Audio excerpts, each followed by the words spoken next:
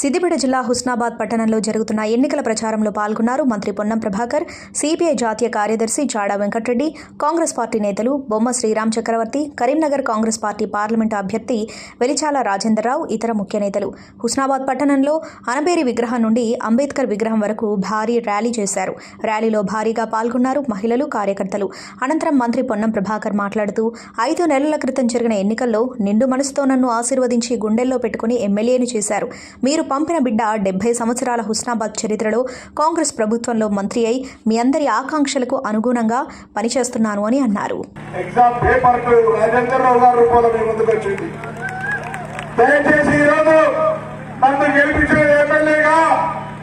అదే బలంతో అదే ఉత్సాహంతో నేను మరింతగా ఎక్కువగా పనిచేయడానికి పార్లమెంటు సభ్యుడిగా రాజేంద్రరావు గారు గెలిపిన మీ అందరికీ 2 చేతులు జోడించి సందర్భంగా విజ్ఞప్తి చేస్తా ఉన్నా. అప్పుడప్పుడు భగవంతుని తదాస్తు దేవతలుంటారట. పొద్దుగాల పాపం హరీష్ రావు గారు కాంగ్రెస్ గెలుపులు చెప్పేసినట్టు ఎట్లయినా టీఆర్ఎస్ గెలిచేది లేవు. దయచేసి టీఆర్ఎస్ శ్రేణులారా, ఈ దేశ ప్రజాస్వామ్యాన్ని కాపాడడానికి, ఈ దేశంలో రిజర్వేషన్లను కాపాడుకోవడానికి, ఈ దేశంలో రాజ్యాంగాన్ని రక్షించుకోవడానికి ఏ బీజేపీ అయితే 400 సీట్లు గెలిపేమని అడుగుతా ఉందో అది రాజ్యాంగాన్ని మార్చేయడానికి, రిజర్వేషన్లను తీసేయడానికి, ప్రజాస్వామ్యాన్ని కూలి చేయడానికి మాత్రమే. అటువంటి బీజేపీని మళ్ళీ ఒక్క సీటు కూడా గెలవకుండా చూసే బాధ్యత ఉద్యమ గడ్డ అయినటువంటి హుస్నాబాద్ ప్రజలది అని సందర్భంగా మనం ఈ ప్రాంతం బేసిక్గానే స్వాభావికంగానే మతతత్వ విధానాలకు, విభజన విధానాలకు, నియంత్రిత విధానాలకు ధైర్యంగా గుండె నిబ్బరంగా పోరాటం చేసేటువంటి గడ్డ ఇది. పెద్దలు చాలా వెంకరెడ్డి గారు చెప్పిన ముందే దేశంలో ఉన్నటువంటి ప్రస్తుత పరిస్థితుల్ని మాట్లాడే పెద్దలందరూ చెప్పినారు ప్రజాస్వామ్యాన్ని కాపాడాలని. అసలు తెలంగాణ విభజన హామీలు అమలు చేయకుండా విభజన రాజకీయాలు చేస్తున్నటువంటి బీజేపీని పొందబెట్టేటువంటి అవసరం ఉందని సందర్భంగా కోరుతాం. తెలంగాణ ఏర్పాటును అవమానపరిచి అమరవద్దని అవహేళన చేసినటువంటి ఈ బీజేపీని పొందబెట్టాల్సిన అవసరం ఉందని మనం చేస్తా ఉన్నాం. వేదిక ఎక్కిన బీజేపీలో టీఆర్ఎస్ లో మాట్లాడితే కాంగ్రెస్ 6 గ్యారెంటీల గురించి అడుగుతున్నారు. 10 సంవత్సరాలుగా అధికారంలో ఉన్నటువంటి Bharatiya Janata party, TRS party BJP చెప్పినట్టుగా 15 లక్షల రూపాయలు ఎవరి ఖాతాలను వేసిందా అని అడుగుతా ఉన్నాం. ఇలా 15 లక్షలు ఏది బీజేపీ నా 6 గ్యారెంటీల గురించి మాట్లాడే హక్కుందా? 2 కోట్ల ఉద్యోగాలు ఏది బీజేపీ నా 6 గ్యారెంటీల గురించి మాట్లాడే హక్కుందా? 3016 రూపాయల నిరుద్యోగ వృద్ధి చేయనటువంటి టీఆర్ఎస్ పార్టీ రైతు రుణమాఫీ చేయలేక డబుల్ బెడ్రూమ్ ఇల్లు కట్టాలన్నటువంటి టీఆర్ఎస్ పార్టీ మాట్లాడుతూ ఉంది. కాంగ్రెస్ పార్టీ ఇప్పటికే ఆర్టీసీ బస్సులో మహిళలకు ఉచితంగా ఇచ్చింది. 200 యూనిట్ల కరెంటు ఫ్రీగా ఇస్తా ఉన్నాం. 500 గ్యాస్ సిలిండర్లు 10 లక్షల ఆరోగ్యశ్రీ. కాంగ్రెస్ ఎన్నికల కోడ్ కాగానే తెలంగాణ మొత్తం మీద 10 సంవత్సరాలుగా ప్రజలు వేడి చేస్తున్న రేషన్ కార్డులు ఇస్తామనేటువంటి వాటి సందర్భంగా మనం చేస్తా ఉన్నాం. దాంతో పాటు ఇందిరమ్మ ఇల్లు 5 లక్షల రూపాయలతో ఇందిరమ్మ ఇల్లు ఇస్తాం. పెన్షన్ కొత్త వాళ్ళతో పాటుగా పాత వాళ్ళందరికీ 4 లక్షల్ని, మహాలక్ష్మి 2500ని, ఆ వ్యక్తుల్లో 2 లక్షల రైతు రుణమాఫీ చేస్తామని వాటి సందర్భంగా మనం చేస్తాం. టీఆర్ఎస్ పార్టీ, బీజేపీ పార్టీ కలిసి రాజకీయం ఆడుతూ కాంగ్రెస్ పార్టీని అప్రతిష్ట చేసే ప్రయత్నం చేస్తా ఉన్నారు. ఈ రోజు రైతు భరోసా చేస్తా ఉంటుంటే ఎన్నికల కమిషన్ కి ఫిర్యాదు చేసి హామీలు ఈ రోజు రైతులకు సంబంధించి అనేక రకాలుగా భవిష్యత్తు కార్యక్రమాలు జరుగుతూ ఉంటే ఈరోజు పని అసూయతో మండిపోయే పరిస్థితులు ఉన్నారు. దయచేసి ఒకటే కోరుతాను, ఈనాడు రాజకీయ పరిస్థితుల్లో ప్రజాస్వామ్యానికి, ప్రజా సమస్యల పరిష్కారానికి రాజ్యాంగ రక్షణకు మరి కాంగ్రెస్ పార్టీ గెలవాల్సిన అవసరం ఉంది. నేను హుస్నాబాద్ బిడ్డ ఒక్కడే చెప్తాను, నన్ను మీరు అసెంబ్లీకి పంపిన తర్వాత ఏ విధంగానైతే మీ అందరూ నా మీద విశ్వాసం చూపెట్టిలో అదే విధంగా నాకు సపోర్ట్ గా ఉండడానికి పార్లమెంట్ లో కూడా మనకు సంబంధించిన ప్రాంత అభివృద్ధికి నిధులు తేవడానికి రాజేంద్రరావు గారిని గెలిపేయడం సందర్భంగా కోరుతా ఉన్నా. నాకేదో నవ్వొచ్చింది. మధ్యాహ్నం హరీష్ రావు గారు అడుగుతా ఉన్నాడు, 5 నెలల కింద ప్రియాంక గాంధీ గారు ఇచ్చిన మెడికల్ కాలేజ్ ఏమైందని. మెడికల్ కాలేజ్ ఏర్పాటు అంటే 5 నెలల కింద ఇచ్చిన హామీలో తొందర సాధ్యం సార్. నేను చేయకపోతే అడుగుతుంది. వాళ్ళు మరొకటి ఉత్సవాల్లో అనేకమైనటువంటి హామీలు ఇచ్చిండ్రు. ఏమైనా హరీష్ రావు గారి మనబడి చదువుకున్నటువంటి హుస్నాబాద్ బిడ్డలను అడుగుతా ఉన్నా. అందుకే ఇవాళ హుస్నాబాద్ ప్రాంతాన్ని బలవంతంగా మీ ఆధిపత్యంలో ఉంచుకున్నారే, అది రాబోయే కాలంలో బంధ విముక్తం చేసే బాధ్యత మాదే అని సందర్భంగా పనిచేస్తాను. అంతేకాదు ఈరోజు ముందు చెప్తాను, ఇక్కడ నుంచి ఎలుకతుర్తి సిద్దిపేటకు రోడ్డు పెద్దగైతుందో 4 రహదారులతో కరీంనగర్ కొత్తపల్లి రాజీవ్ రహదారి నుంచి హుస్నాబాద్ దాకా ఉన్నటువంటి రోడ్లు త్వరలో ప్రారంభిస్తామని పనిచేస్తా ఉన్నాం. ఆ విధంగా అనేక ఆలోచనలు విద్యా సంస్థలు ఉపాధి సంస్థలు అనేక తీసుకొచ్చేటువంటి ఒక ప్రణాళికతో మీకు ఉందా. నాకు బలం కావాలి, నాకు మీ ఆశీర్వచనం కావాలి. ఇలా నన్ను ఎమ్మెల్యే గెలిపించినటువంటి నిజంగానే పార్లమెంట్ కావాలి. ఆ విధంగా అనేక ఆలోచనలు విద్యా సంస్థలు ఉపాధి సంస్థలు అనేక తీసుకొచ్చేటువంటి ఒక ప్రణాళికతో మీకు ఉందా. నాకు బలం కావాలి, నాకు మీ ఆశీర్వచనం కావాలి. ఇలా నన్ను ఎమ్మెల్యే గెలిపించినటువంటి నిజంగానే పార్లమెంట్ గెలిపించినట్టయితే రెట్టింపు ఉత్సాహంతో పనిచేస్తానటువంటి మాట ఈ సందర్భంగా పనిచేస్తూ అందరు ప్రజలు చాలా మంది పుంజక్క చిత్తారి పద్మ గారు అదేవిధంగా ప్రజలారా, సోదరులారా, సోదరిమణులారా, మన మంత్రివర్యులు 13వ తారీఖు నాడు పార్లమెంటు ఎన్నికలు అంటే మన ఆ రోజు ఓట్లు వేయబోతా ఉన్నాం. ఈ ఎన్నికలు అత్యంత ప్రాముఖ్యత కలిగినటువంటి ఎన్నికలు. దేశవ్యాప్తంగా ప్రజాస్వామ్యం ఉండాలా వద్దా, లేదా నియంతృత్వం ఉండాలా అనేటువంటి సవాళ్ల మధ్య జరుగుతూ ఉంది. నియంతృత్వం మధ్య ఈ ఎన్నికలు ఓరవోరిగా సాగుతూ ఉన్నాయి. అందుకనే హుస్నాబాద్ పట్టణ ప్రాంత ప్రజలందరూ కూడా, హుస్నాబాద్ నియోజకవర్గ ప్రజలందరూ కూడా బాగా మరి చైతన్యవంతులు, బాగా ఆరితేరిన వారు. మీ అందరు కూడా బాగా తెలుసు. మొన్ననే మనం అసెంబ్లీ ఎన్నికల్లో పొన్నం ప్రభాకర్ గారిని మరి 20,000 మెజార్టీతో గెలిపించాం. ఇప్పుడు వెల్చాల రాజేంద్రరావు గారిని 40,000 మెజార్టీ పైబడి గెలిపించేందుకు మనం అందరం కూడా అంకణబద్ధులు కావాల్సిన అవసరం ఉందని చెప్పేసి కూడా తెలియపరుస్తా ఉన్నాను. మీ అందరూ కూడా అర్థం చేసుకోవాలా. ఇవాళ ఈ ఎన్నికలు నరేంద్ర మోడీ అధికారంలోకి వచ్చి 10 సంవత్సరాలు గడుస్తా ఉంది. ఆయన ఇచ్చిన హామీలు ఏ ఒక్కరు కూడా అమలు చేయలే. నల్ల డబ్బు దోసుకున్నారు, విదేశాలు దాచుకున్నారు. 72 లక్షల కోట్లు ఉన్నాయి. నన్ను ఓట్లేసి గెలిపించండి, నేను బీసీ వాళ్ళను, ఛాయ్ వాళ్ళను, రైల్వే స్టేషన్ లో ఛాయ్ పోసిన కుటుంబం వచ్చాను, నాకేసి గెలిపిస్తే నేను ఆ డబ్బు తీసుకొచ్చి ప్రతి కుటుంబానికి 15 లక్షల రూపాయలు ఇస్తా అని చెప్పినాడు. కానీ ఒక్క పైసా కూడా ఆయన మరి జన్మన్ ధన్ ఖాతాలు మరి ఓపెన్ చేసినా జీరో, మరి అకౌంట్ ఓపెన్ చేసినా ఒక్క పైసా కూడా జమ చేశాడు అడుగుతా ఉన్నారు. ఎవరికైనా జమ చేశాడా? ఎవరి ఖాతాలో జమ అయిందా? నరేంద్ర మోడీ డబ్బు జమ చేశాడా అడుగుతా ఉన్నారు. చేశాడా?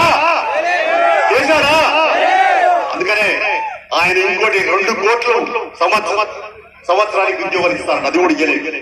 ఇక ధరలు చూస్తే పెట్రోల్, డీజిల్ మండిపోతా ఉన్నాయి. సిలిండర్ ధర చూడండి 423 కాంగ్రెస్ గవర్నమెంట్ ఉన్నప్పుడు ఉంటే నేను కరెక్ట్ చెప్తా ఉన్నాను, వాస్తవం చెప్తా ఉన్నాను. మనందరికీ తెలుసు 1200 దాటినటువంటిది సిలిండర్ ధరకు ఇలా మన కాంగ్రెస్ ప్రభుత్వం, రేవంత్ రెడ్డి ప్రభుత్వం ఇవాళ 700 దాని మీద సబ్సిడీ ఇచ్చి 500 రూపాయలకే మహిళలకు గ్యాస్ ఇస్తున్నటువంటి విషయం వాస్తవం కావాలని నేను ప్రశ్నిస్తా ఉన్నాను. వాస్తవమా కాదా? అందుకనే మనం ఆలోచించాలి. ఇవాళ అంటే నరేంద్ర మోడీ ప్రభుత్వం మరి వాళ్ళ ఎవరికి అనుకూలంగా పనిచేస్తా ఉంది, కార్పొరేట్ శక్తులకు అనుకూలంగా పనిచేస్తా ఉంది. మరి ప్రభుత్వ రంగ సంస్థలు అమ్మేస్తా ఉన్నాడు కాల్చౌకగా.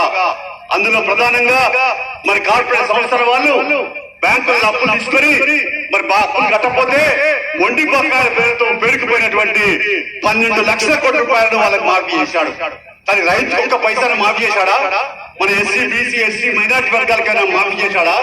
ఎవరికన్నా పక్క ఇల్లు కట్టించాడా? లేదా ఎవరికన్నా మరి ఉపాధి అవకాశాలు ఇలా జాతీయ గ్రామీణ ఉపాధి పథకం అంటే మీరు ఈజీఎస్ అంటారు. ఈజీఎస్ 400 రూపాయలు కూలి ఇవ్వంటే ఇవ్వట్లేదు, దానికి కూడా నిధులు తగ్గించాడు. అందుకని ఏం చేయాలో ఇలాంటి నరేంద్ర మోడీ ప్రభుత్వం ఇంకోవైపున ఆర్ఎస్ఎస్ ఎజెండాను అమలు చేస్తా ఉన్నాడు. మనువాద సిద్ధాంతాన్ని ముందుకు తీసుకొస్తా ఉన్నాడు. మతాల మధ్య చిచ్చు పెడతా ఉన్నాడు. కులాల మధ్య గందరగోళం చేస్తా ఉన్నాడు.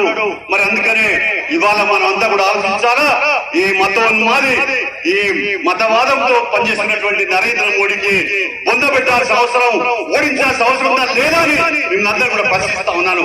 ఓడించాలా వద్దా? అందుకని మనం అందరం ఆలోచించాలా. ఇంకోవైపు చూస్తే మరి నరేంద్ర మోడీ ప్రభుత్వం పూర్తిగా నియంత్రిత పోకడలతో పరిపాలన సాగిస్తున్నటువంటి విషయాన్ని మనం ఒకసారి గుర్తించుకుంటూనే మరి ఇంకో వైపున ఇవాళ డాక్టర్ బిఆర్ అంబేద్కర్ గారు ఇక్కడే మన విగ్రహం ఉన్నది. మన ఉత్సవాల్లో నడిగుడ్లో పెట్టుకున్నాం. డాక్టర్ బిఆర్ అంబేద్కర్ అసలు రాజ్యాంగాన్ని కూడా ఆయన పూర్తిగా మార్చేటువంటి రాజ్యాంగాన్ని మార్చా అంటా ఉన్నాడు. డాక్టర్ బిఆర్ అంబేద్కర్ గారు ఎస్సీలకు బీసీలకు పేద వర్గాలకు ఎస్టీలకి రిజర్వేషన్ కల్పించి వాళ్ళకు కూడు గుడ్డ నీడ విద్య వైద్య సౌకర్యాలు కల్పించేందుకు ఆ రాజ్యాంగంలో హక్కును పొందుపరిచాడు. ప్రశ్నించడానికి అవకాశం కల్పించాడు. ప్రభుత్వం ప్రతిపక్షాలు ఉండాలని కోరుకున్నాడు. ప్రతిపక్షాలు ప్రభుత్వం ప్రజాస్వామ్యం అనకూడదని చెప్పాడు. అందుకని ఇవాళ మనం చూస్తా ఉన్నాం. అందుకని ఇక్కడ నరేంద్ర మోడీ ఏం చేస్తా ఉన్నాడు? ప్రశ్నించే గొంతుకలు నొక్కేస్తా ఉన్నాడు. ప్రశ్నించే గొంతుకల పైన రాజద్రోహం కేసు పెట్టి జైల్లో పెడతా ఉన్నాడు. మనందరికి తెలుసు వరదరావు గారు ఎవరు? సాయిబాబా 90 విగ్రహాలు ఉంటే నరేంద్ర మోడీ చంపడానికి కుట్ర చేసిందని వాళ్ళపైన రాజద్రోహం కేసు పెట్టి జైల్లో పెట్టి బెయిల్ రాకుండా కుట్ర చేసినటువంటి నరేంద్ర మోడీని ఓడించాల్సిన అవసరం ఉందా లేదా అని నేను ప్రశ్నిస్తా ఉన్నాను. అలాగే మనం ఇంకో వైపు ఆలోచించాలా. ప్రతిపక్షాల ప్రభుత్వం కూలగొడతా ఉన్నాడు. ప్రశ్నిస్తే ఈడీ కేసులు మరి ఐటీ దాడులు లేదా సిబిఐ కేసులు పెట్టి జైల్లో పెడతా ఉన్నారు. ప్రజాస్వామ్యం లేకుండా చేస్తా ఉన్నారు. రాజ్యాంగాన్ని మార్చుతా ఉంటాడు. కుల జనగణమన లెక్కలు చేయబట్టమంటే జనాభా ప్రాతిపదికన మనకు లెక్కలు కావాలంటే జనాభా లెక్కలు చేయట్లేదు. మనం అడుగుతా ఉన్నాం. జనాభా ప్రాతిపదిక లెక్కలు చేస్తే ఇలా బీసీల సంఖ్య పెరిగింది, ఎస్సీలు పెరిగింది. వాళ్ళకు ఆ ప్రకారంగా రిజర్వేషన్ రావాలి. అందుకని ఇలాంటి సమస్యల పైన మరి మనం ఆలోచిస్తా ఉన్నాం. ఇండియా కూటమి మరి ప్రతిపక్షాన్ని కలిసి ఏర్పాటు చేసినాయి. కాంగ్రెస్ పార్టీ రాహుల్ గాంధీ గారు దాని నాయకత్వం సోనియా గాంధీ గారు వహిస్తా ఉన్నారు. అందులో కాంగ్రెస్ ఇతర పార్టీ పట్ల అన్ని ఉన్నాయి. ఏదేమైనా ఇండియా కూటమి ఆలోచనల్లో ఈ దేశంలో ప్రజాస్వామ్యాన్ని పునరుద్ధరించాలా, కాపాడుకోవాలా. డాక్టర్ బిఆర్ అంబేద్కర్ రాజ్యాంగాన్ని అమలు చేసేందుకు కంకణబద్దులు కావాలని చెప్పేసి మరి కంకణబద్దులై మనం అవైపు గుర్తు చేస్తా ఉన్నాం. మన దేశవ్యాప్తంగా కూడా నరేంద్ర మోడీ ఆటలు సాగినట్టు ఉత్తరాంధ్ర రాష్ట్రాల్లో ఆయనకు ఓటమి మరి ఆ ఓటమి అంచుల్లో ఉన్నాడు. అందుకనే గెలిచే ప్రసక్తి లేదు. అందుకని ఇక్కడ నాటకాలు ఆడుతా ఉన్నారు, ఏదో గెలవాలని చూస్తా ఉన్నారు. ఇక్కడ మనందరికీ కూడా తెలుసు బండి సంజయ్ ఎవరు, ఎక్కడి వాడు, ఆయన ఏం చేశాడు? మన ఉస్మానాబాద్ ప్రాంతానికి మట్టి కట్టలు తీశాడా? మన గౌరీ రిజర్వాయర్, మన గణిపల్లి రిజర్వాయర్, లేకుండా మన సాగునీరు ఎప్పుడన్నా ఒక్కసారి మాట్లాడాడని ప్రశ్నిస్తా ఉన్నాను. చెప్పండి, మాట్లాడాడా? బండి సంజయ్ ఎప్పుడన్నా ఈ ప్రాంతంలో తిరిగినాడా? ఏమైనా పని చేశాడని అడుగుతా ఉన్నాను. ఎవరికైనా అభివృద్ధి కార్యక్రమం చేశాడా? డాక్టర్ బిఆర్ అంబేద్కర్ రాజ్యాంగాన్ని అమలు చేసేందుకు కంకణబద్దులు కావాలని చెప్పేసి మరి కంకణబద్దులై మనం అవైపు గుర్తు చేస్తా ఉన్నాం. మన దేశవ్యాప్తంగా కూడా నరేంద్ర మోడీ ఆటలు సాగినట్టు ఉత్తరాంధ్ర రాష్ట్రాల్లో ఆయనకు ఓటమి మరి ఆ ఓటమి అంచుల్లో ఉన్నాడు. అందుకనే గెలిచే ప్రసక్తి లేదు. అందుకని ఇక్కడ నాటకాలు ఆడుతా ఉన్నారు, ఏదో గెలవాలని చూస్తా ఉన్నారు. ఇక్కడ మనందరికీ కూడా తెలుసు బండి సంజయ్ ఎవరు, ఎక్కడి వాడు, ఆయన ఏం చేశాడు? మన ఉస్మానాబాద్ ప్రాంతానికి మట్టి కట్టలు తీశాడా? మన గౌరీ రిజర్వాయర్, మన గణిపల్లి రిజర్వాయర్, లేకుండా మన సాగునీరు ఎప్పుడన్నా ఒక్కసారి మాట్లాడాడని ప్రశ్నిస్తా ఉన్నాను. చెప్పండి, మాట్లాడాడా? బండి సంజయ్ ఎప్పుడన్నా ఈ ప్రాంతంలో తిరిగినాడా? ఏమైనా పని చేశాడని అడుగుతా ఉన్నాను. ఎవరికైనా అభివృద్ధి కార్యక్రమం చేశాడా? ఆయనకు సంవత్సరానికి 5 కోట్లు వస్తాయి ఎంపీ ల్యాండ్స్. ఎవరు చేశాడా? ఏమి చేయలే.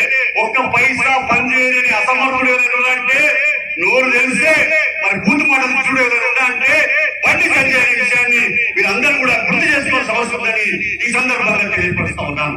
అలాగే మన పొన్నం ప్రభాకర్ ఆయన ఎంపీగా ఉన్నాడు. అప్పుడు తెలంగాణ కూడా పోట్లాడిండు. ఇప్పుడు స్టే చేస్తే కూడా పార్లమెంట్ లో ఆయన మీద మరి నిప్పులు పడే పరిస్థితి ఉంటే కూడా భయపడకుండా ప్రత్యేక తెలంగాణకి పోయి గట్టిగా పట్టుపట్టి గెలిపి ప్రయత్నం చేసిన వాడు, అనేక ప్రశ్నలు అసెంబ్లీ పార్లమెంట్ వేసిన వాడు ఎవరైనా పొన్నం ప్రభాకర్ అనే విషయాన్ని కూడా ఇక్కడ మన అందరం కూడా అర్థం చేసుకోవాల్సిన అవసరం అని తెలియపరుస్తా ఉన్నాను. మరి ఇక్కడ టీఆర్ఎస్ గవర్నమెంట్ చూసాం, మరి తెలంగాణ తీసుకున్నాం. ఈ హుస్నాబాద్ గడ్డ మీద అనేక పోరాటాలు చేసినాం, పాదయాత్ర చేసినాం. తెలంగాణ వచ్చింది. మరి నీళ్లు నియామకాల ఆత్మకరణ ఏం జరగలే. కేసీఆర్ ఏం చెప్పింది? గుర్తు చేసుకుని కూర్చుండి గౌరవ జరగాలని చెప్తాడు. చేశాడే గుర్తు చేసుకుని కూర్చున్నాడు. ఎప్పుడైనా వచ్చాడా కేసీఆర్ ఇంతవరకు? వచ్చాడా? గౌరవ నిర్వాసనకి ఇంకా డబ్బులు ఇచ్చాడా? కాలువ తవ్వాడా? ఎక్కడ కూడా వరద కాలువ ఎక్కడ వేసరిగా కూడా అక్కడే ఉన్నది. వరద కాలువ కమ్యూనిస్ట్ పార్టీ అనేక సంవత్సరాలు పోరాటం చేస్తే వైఎస్ఆర్ ముఖ్యమంత్రి కాంగ్రెస్ ప్రభుత్వం వరద కాలువకు మంజూరు ఇచ్చిందని చెప్పి సక్రమంగా చెప్తా ఉన్నాను. అందుకనే మీరందరూ కూడా ఇలా అర్థం చేసుకోవాలా. మన పనులన్నీ జరగాలంటే ఇక్కడ పొన్నం ప్రభాకర్ గారికి బలం చేకూర్చాలా. మన హుస్నాబాద్ నియోజకవర్గం అభివృద్ధి కావాలంటే మనం రానున్న కాలంలో రాష్ట్ర కాంగ్రెస్ ప్రభుత్వానికి బలోపేతం చేయాలి. ఇవన్నీ చేయాలి. ఏం చేయాలి? మరి కొట్లాడాలంటే ఏం చేయాలి? మనం వెంచాల రాజేంద్రరావు గారి చేయి గుర్తు పైన భారీగా ఓటు మెజార్టీ చేసి గెలిపించాల్సిన అవసరం చేస్తా ఉన్నాను. పొన్నం ప్రభాకర్ గారికి బలం కావాలంటే ఆయనకు కొట్లాడడానికి మాట్లాడడానికి మేము కూడా మరి మిత్రపక్షంగా ఉన్నాం కాబట్టి ప్రభుత్వంతో మాట్లాడడానికి చేయడానికి కూడా మనం కూడా తినడానికి కూడా హక్కు ఉండాలంటే రాజేంద్రరావుని గెలిపించాలి. అందుకని ఇక్కడ కమ్యూనిస్ట్ పార్టీ కార్యకర్తలు, కాంగ్రెస్ పార్టీ కార్యకర్తలు, సిపిఎం కార్యకర్తలు లేదా జనసమితి కార్యకర్తలు అందరూ కూడా భారీ ఎత్తున ఒక్క ఓటు వృధా చేయకుండా మరి చేకూర్చి పైన భారీగా ఓట్లేసి గెలిపించడం ద్వారా ప్రజాస్వామ్యాన్ని కాపాడుకుందాం, నియంతృత్వాన్ని పాల్గొందాం. కేసీఆర్ కు మరి అహంభావంతో ఆయన ఓడిపోయినాడని మనకు తెలుసు. అలాగే అక్కడ నరేంద్ర మోడీకి కేసీఆర్ కు చెక్ పెట్టాలి, గుణపడని చెప్పాలంటే వేల్చాల రాజేంద్రరావు చేయి గుర్తు పైన భారీగా ఓట్లేసి గెలిపించాల్సిందిగా మీ అందరికీ సిపిఐ రాష్ట్ర పార్టీ వైపున మీ మాజీ ఎమ్మెల్యేగా మీ అందరికి పేరున నమస్కరిస్తూ విజ్ఞప్తి చేస్తూ జనవాహినిలో ఉన్న అన్నదమ్ములకు, అక్క చెల్లెలకు నా నమస్సుమాంజలు. మొదటగా నన్ను నేను పరిచయం చేసుకుంటాను. నా పేరు వెలిచావు. కొంతమందికి ఇక్కడ మా తండ్రి గారు వెలిచాల జగపతిరావు గారు మాజీ శాసనసభ్యులు కరీంనగర్ సుపరిచితులే. పొన్నం ప్రభాకర్ అన్న నన్ను పార్లమెంట్ క్యాండిడేట్ గా మీ ముందుకు తేవడం జరిగింది. ఈరోజు మన 5 ఏళ్ళు ఒక ఆయనకు మీరు అవకాశం ఇచ్చినారు. బండి సంజయ్ గారైతే ఒక్క నయా పైసా పని, ఒక్క కొత్త పని కూడా చేయలేదు. పని చేయకపోవడమే కాక పని చేయాలన్న ఇంట్రెస్ట్, మోటివేషన్ కూడా లేదు. పని చేసే శక్తి వేలంటున్నారు. హిందీ రాదంటున్నారు, ఇంగ్లీష్ రాదంటున్నారు, రాత పూత ఏది రాదంటున్నారు, దరఖాస్తులు రాయలేదంటున్నారు, రిప్రజెంటేషన్స్ రాయలేదంటున్నారు, ఆఫీసర్స్ తో సరిగ్గా మాట్లాడలేదంటున్నారు. ఒక ఇంటర్వ్యూలో, టీవీ ఇంటర్వ్యూవర్ ఏదైతుందో మీ తండ్రి గారు ఏం చేస్తారంటే టీచర్ అన్నాడు. ఎక్కడ పని చేస్తారంటే ఇరిగేషన్ డిపార్ట్మెంట్ అన్నాడు. నాలుక తిరుగుతని బండి సంజయ్ గారు టీచరు ఇరిగేషన్ డిపార్ట్మెంట్ లో పనిచేస్తాడు అని గంటాపథంగా చెప్పినాడు. అంటే ఇరిగేషన్ డిపార్ట్మెంట్ లో టీచర్లు చేస్తారు, ఎడ్యుకేషన్ డిపార్ట్మెంట్ లో ఇంజనీర్లు చేస్తారు అనుకునే మహానుభావుడు బండి సంజయ్. అటువంటి మహానుభావుడు పార్లమెంట్ లో మనకి ఏమన్నా పని చేయగలుగుతారా? పార్లమెంట్ లో లోయెస్ట్ అటెండెన్స్ భారతదేశంలో 543 మంది ఎంపీలలో లోయెస్ట్ అటెండెన్స్ బండి సంజయ్దే. పార్లమెంట్ లో లోయెస్ట్ ప్రశ్నలు అడిగింది బండి సంజయ్ గారే. 53 ప్రశ్నలు మొత్తమే అడిగినారు. నా పక్కకున్న టైగర్ గారు 850 ప్రశ్నలు అడిగినారు. 850 భారతదేశంలో ఫస్ట్ 10 పార్లమెంట్ మెంబర్స్ తో ఉండే ప్రశ్నలు అడుగుట్లా. మరి 53 ఎక్కడ, 850 ఎక్కడ? ఆయన సంగతి చూడండి. ఒక్క ఇన్స్టిట్యూట్ లేలే, ఒక్క స్కూల్ లేలే, ఒక్క ప్రతిపాదన ప్రపోజల్ ఇవ్వలేదు. రైల్వే స్టేషన్ ఎఫ్ గ్రేడ్ నుంచి డి గ్రేడ్ కూడా చేయలేకపోయినాడు. పొన్నం ప్రభాకర్ గారు కరీంనగర్ నుంచి తిరుపతికి 2 రోజులు ప్రయాణం చేసే వెసులుబాటు కల్పిస్తే 10 ఏళ్ల కింద ఇప్పటి వరకు అదే 2 రోజులు ఉంది, 3వ రోజు కూడా చేయలేదు మహానుభావుడు. ఈయన వినోద్ కుమార్ ఇద్దరు కలిసి. మరి ఇంత పని మంది ఉంది. ఆయన ఏమంటారు, మళ్ళొకసారి ఇవ్వండి, మళ్ళొకసారి ఇస్తే నేను ఎదుగుతా. కరీంనగర్ మాత్రం కిందికి పోతా ఉంటది, నేను మాత్రం ఎదుగుతా. ఎట్లనైతే పోయినసారి ఇచ్చినప్పుడు రాష్ట్ర ప్రెసిడెంట్ అవడము, ఆ తర్వాత జాతీయ కార్యదర్శి అవడం, సొంతగా ఎదగడం తప్ప కరీంనగర్ అభివృద్ధి గురించి మీ అందరి పనుల గురించి పట్టించుకొని పరమ దద్దమ్మ బండి సంజయ్. ఆయనకి ఇంకొక అవకాశం ఇస్తే మన కన్ను మనం పొడుచుకున్నట్టు.